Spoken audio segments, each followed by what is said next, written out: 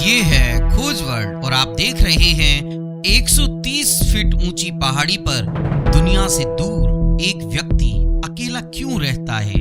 ये पूरी कहानी हम आपको सुनाएंगे, लेकिन इससे पहले आप लोग हमारे चैनल को सब्सक्राइब कीजिए, लाइक कीजिए और शेयर कीजिए। तो चलिए शुरू करते हैं। यह है जॉर्जिया का 130 फीट ऊंचा कात्सकी पिलर। सदियों तक ये उजाड़ ही रहा। यहाँ इंसान तो क्या, परिंदा भी कभी पर नहीं मारता था। अब वहाँ मैक्सिम नाम का एक क्रिश्चियन मॉन्क अकेला रहता है।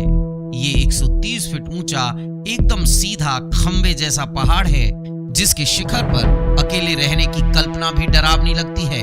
लेकिन 63 साल तक एक व्यक्ति पिछले लगभग 25 साल से यहाँ रह रहा है। उसका मानना है कि इस खतरनाक दिखने वाले पहाड़ की चोटी पर रहते हुए वह ईश्वर के और करीब पहुंच गया है। वह एक क्रिश्चियन मॉन्क है। उसका नाम है मैक्सिम क्वाटार्डजे। मैक्सिम 1993 से इस 130 फीट ऊंची कात्सकी पिलर पर रह रहे हैं।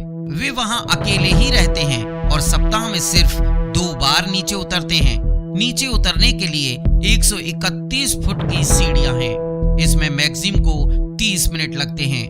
बाकी समय मैक्सिम के फॉलोअर्स उन्हें जरूरत का सामान एक चक्कर घिन्नी के जरिए पहुंचाते हैं। खंबे की तरह दिखने वाले पहाड़ की चोटी पर एक छोटा सा कॉटेज है। उसी में एक प्रार्थना कक्ष है। कुछ प्रीस्ट और कुछ परेशान युवा वहां कभी कभार आकर प्रार्थना करते हैं। मॉन्क बनने से पहले मैक्सिम क्रेन ऑपरेटर का काम करते थे। वे बताते हैं कि युवावस्था में वे शराब और ड्रग्स के आदी थे।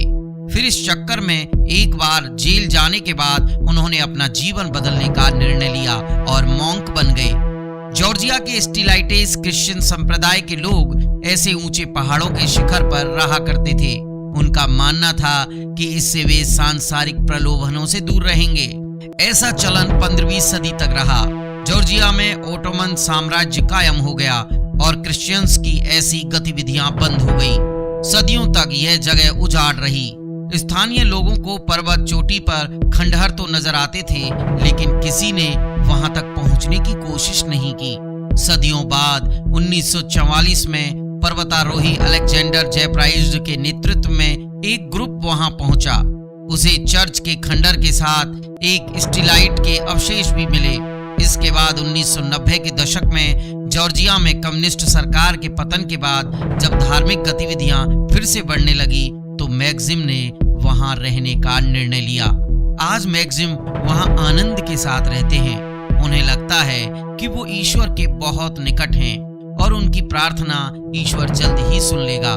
खोज वर्ल्ड की ये कहानी आपको कैसी लगी? अगर आपको ये कहानी अच्छी लगी हो तो आप हमारे चैनल को लाइक कीजिए, सब्सक्राइब कीजिए और शेयर कीजिए।